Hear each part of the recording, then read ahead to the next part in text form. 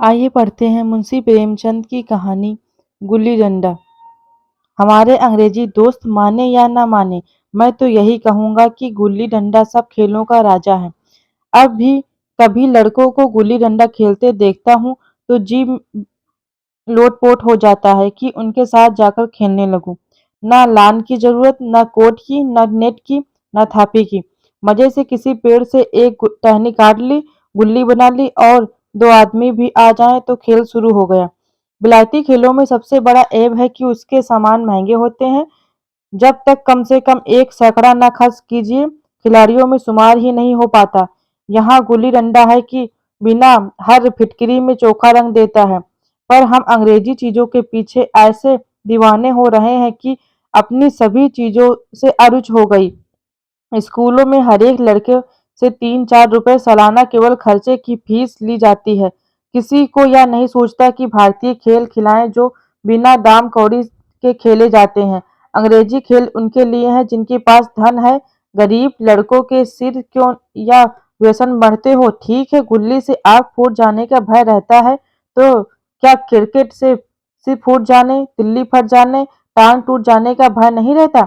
अगर हमारे माथे में गुल्ली का दाग आज तक बना हुआ है तो हमारे कई दोस्त ऐसे भी हैं जो थापी को बैसाखी से बदल बैठे।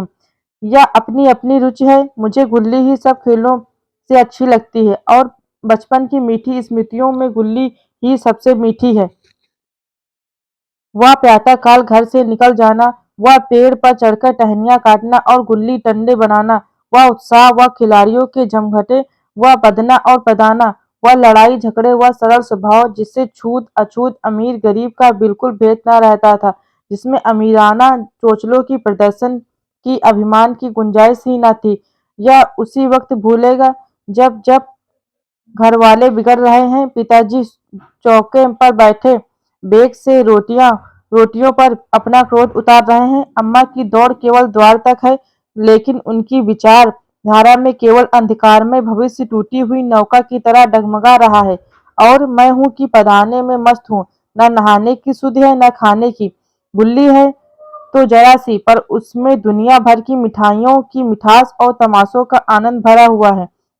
मेरे हमजोलियों में एक लड़का गया नाम का था। मुझसे 2-3 साल बड़ा होगा। दुबला, बंदरों की सी लंबी लंबी पतली पतली उंगलियां, बंदरों की सी चपलता, वही झल्लाहट। गुल्ली कैसी ही हो, पर इस तरह लपकता था जैसे छिपकली कीड़ों पर लपकती है। मालूम नहीं उसके माँ बाप थे या नहीं, घर कहाँ रहता था, क्या खाता था, पर था हमारे गुल्ली क्लब का चैंपियन। जिसकी तरफ वह आ जाए उसकी जीत निश्चित थी। हम सब उसे दूर से आते देख उसका दौड़कर स्वागत करते और अपना गोइया बना लेते थे। एक दिन मैं और गया दो ही खेल रहे थे। वह पद रहा था मैं प... वह पदा रहा था, मैं पद रहा था। मगर कुछ विचित्र बात है कि पदाने में हम दिन भर मस्त रह सकते हैं, पदना 1 मिनट का भी अखरता है।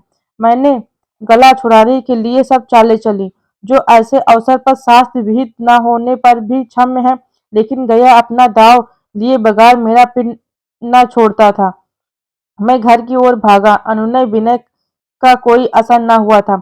गया ने मुझे दौड़कर पकड़ लिया और डंडा तानकर बोला, मेरा दाव देखकर जाओ। पदाया तो बड़े बहादुर बन के पदने के बेर क्यों भाग जाते हो? तुम दिन भर पदाओ तो मैं दिन भर पदता रहूं? हाँ, तुम्हें दिन भर पदना पड़ेगा। ना खान ना खाने जाऊं ना पीने जाऊं। हाँ, मेरा दाँव दिए बिना कहीं नहीं जाते। मैं तुम्हारा गुलाम हूँ? हाँ, मेरे गुलाम हो। मैं घर जाता हूँ, देखूँ मेरा क्या कर लेते हो। घर कैसे जाओगे? कोई दिल लगी है? दाँव दिया है, दाँव लेंगे। अच्छा, कल मैंने अमरूद खिलाया था, वह लौटा दो। वह तो पेट में चला गया। निकालो पेट से। तुमने क्यों खाया मेरा अमरूद? अमरूद तुमने दिया तब मैंने खाया। मैं तुमसे मांगने न गया था। तब तक मेरा अमरूद जब तक मेरा अमरूद न दोगे मैं दाँव न दूंगा। मैं समझता था न्याय मेरी ओर है। आखिर मैंने किसी स्वार्थ से ही उसे अमरूद खिलाया होगा। कौन निस्वार्थ किसी के साथ सलूक करता है? भिक्षा तब भिक्षा तक तो स्वार्थ के लिए देते हैं। अब गया ने अमरूद खाया तो फिर उसे मुझसे दाँव लेने का क्या अधिकार? रिश्वत देकर तो लोग खून पचा जाते हैं। या मेरा अमरूद यूं ही हजम कर जाएगा? अमरूद पैसे के पाँच वाले थे। जो गया के बाप को भी नसीब न होंगे। यह सरासर अन्याय था। गया ने मुझे अपनी ओर खींचते हुए कहा, मेरा दाँव देकर जाओ, अमरूद समरूद मैं नहीं जानता। मुझे न्याय का बल था। वह अन्याय पर डटा हुआ था। मैं हाथ छुड़ाकर भागना चाहता था, वह मुझे जाने न देता। मैंने उसे गाली दी, उसने उससे कड़ी गाली दी और गाली ही नहीं एक चाँटा जमा दिया। मैंने उसे दाँत काट लिया, उसने मेरी पीठ पर डंडा जमा दिया। मैं रोने लगा। गया मेरे इस अस्त्र का मुकाबला न कर सका। मैंने तुरंत आंसू पोंछ डाले, डंडे की चोट भूल गया और हंसता हुआ घर जा पहुंचा। मैं थानेदार का लड़का एक नीच जात के लौंडे के हाथों पिट गया, यह मुझसे उस समय भी अपमानजनक मालूम हुआ, लेकिन घर में किसी से शिकायत न की थी। उन्हीं दिनों पिताजी का वहां से तबादला हो गया। नई दुनिया देखने की खुशी में ऐसा फूला कि अपने हमजोलियों से बिछुड़ जाने का बिल्कुल दुख न हुआ। पिताजी दुखी थे, वह बड़ी आमदनी की जगह थी। अम्मा जी भी दुखी थी, यहाँ सब चीज सस्ती थी और मोहल्ले की स्त्रियों से घराव सा हो गया था। लेकिन मैं सारी खुशी में फूला न समाता था। लड़कों में जीत उड़ा रहा था। वहाँ ऐसे घर थोड़े ही होते हैं। ऐसे ऊंचे ऊंचे घर हैं कि आसमान से बातें करते हैं। वहाँ के अंग्रेजी स्कूल में कोई मास्टर लड़कों को पीटते तो उसे जेहल हो जाए। मेरे मित्रों की फैली हुई आंखें और चकित मुद्रा बदला रही थी कि मुझसे उनकी निगाह में कितना स्पर्धा हो रही थी। मानो कह रहे थे, तू भगवान हो भाई, जाओ, हमें तो इसी उजड़ ग्राम में जीना भी है और मरना भी।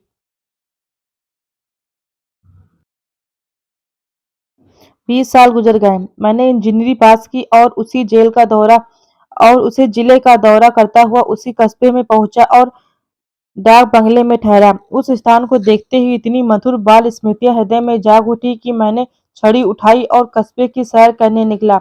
आंखें किसी प्यासे पथिक की भांति बचपन के उन क्रीड़ा स्थलों को देखने के लिए व्याकुल हो रही थी, पर उस परिचित नाम के सिवा वहां और कुछ परिचित न था। जहाँ खंडहर था वहाँ पक्के मकान खड़े थे, जहाँ बरगद का पुराना पेड़ था वहाँ अब एक सुंदर बगीचा था। स्थान की काया पलट हो गई थी। अगर उसके नाम और स्थिति का ज्ञान न होता तो मैं उसे पहचान भी न सकता। बचपन की संचित और अमर स्मृतियां बाहें खोले अपने उन पुराने मित्रों से गले मिलने को अधीर हो रही थी, मगर वह दुनिया बदल गई थी। ऐसा जी होता था कि उस धरती से लिपट कर रोऊं और कहूं, तुम मुझे भूल गई, मैं तो अब भी तुम्हारा वही रूप देखना चाहता हूँ। सहसा एक खुली जगह पे मैंने 2-3 लड़कों को गुल्ली डंडा खेलते देखा। एक क्षण के लिए मैं अपने को बिल्कुल भूल गया कि मैं एक ऊंचा अफसर हूँ। साहिबी ठाठ में रौब और अधिकार के आवरण में जाकर एक लड़के से पूछा, क्यों बेटे, यहाँ कोई गया नाम का आदमी रहता है? एक लड़के ने गुल्ली डंडा समेटकर सहमे हुए स्वर में कहा, कौन गया? गया चमार? मैंने यूं ही कहा, हाँ हाँ हाँ वही। गया नाम का कोई आदमी है तो शायद वही हो। हाँ है तो जरा उसे बुला सकते हो? लड़का दौड़ता हुआ गया गया और एक क्षण में एक 5 हाथ के काले देव को साथ लिए आता दिखाई दिया।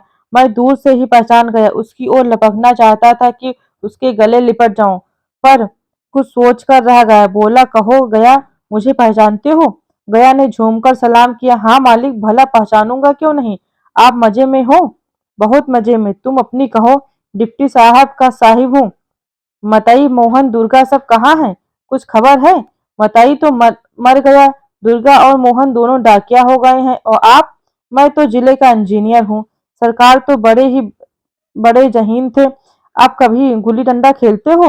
गया ने मेरी ओर प्रश्न भरी आंखों से देखा। अब गुल्ली डंडा क्या खेलूंगा सरकार, अब तो धंधे से छुट्टी नहीं मिलती। आओ आज हम तुम खेलें, तुम बदाना हम बदेंगे, तुम्हारा एक दांव हमारे ऊपर है, वो आज ले लो। गया बड़ी मुश्किल से राजी हुआ। वह ठहरा टके का मजदूर, मैं एक बड़ा अफसर, हमारा और उसका क्या जोड़। बेचारा झेप रहा था, लेकिन मुझे भी कुछ कम झेप न थी। इसलिए नहीं कि मैं गया के साथ खेलने जा रहा था, बल्कि इसलिए कि लोग इस खेल को अजूबा समझकर उसका तमाशा बना लेंगे और अच्छी खासी भीड़ लग जाएगी। उस भीड़ में वह आनंद कहाँ रहेगा। पर खेले बगैर तो रहा नहीं जाता। आखिर निश्चय हुआ कि बस्ती दोनों जने बस्ती से बहुत दूर खेलेंगे और बचपन की उस मिठाई को खूब रस लेकर खाएंगे। मैं गया को लेकर डाक बंगले पर आया और मोटर में बैठकर दोनों मैदान की ओर चले। साथ में एक कुल्हाड़ी ले ली। मैं गंभीर भाव धारण किए हुए था, लेकिन गया उसे अभी तक मजाक ही समझ रहा था। फिर भी उसके मुख पर उत्सुकता या आनंद का कोई चिन्ह न था। शायद वह हम दोनों में जो अंतर हो गया था, वही सोचने में मग्न था। मैंने पूछा, तुम्हें कभी याद आई थी गया? सच कहना। गया झेपता हुआ बोला, मैं आपको याद करता हजूर, किस लायक हूँ। भाग में आपके साथ कुछ दिन खेलना बदा था, नहीं मेरी क्या गिनती। मैंने कुछ उदास होकर कहा, लेकिन मुझे तो बराबर तुम्हारी याद आती थी। तुम्हारा वह डंडा जो तुमने तानकर जमाया था, याद है ना? गया ने पछताते हुए कहा, वह लड़कपन था सरकार, उसकी याद न दिलाओ।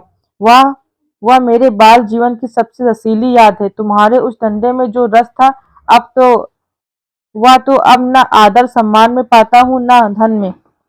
इतनी देर में हम बस्ती से कोई कोई 3 मील निकल गए। चारों तरफ सन्नाटा है।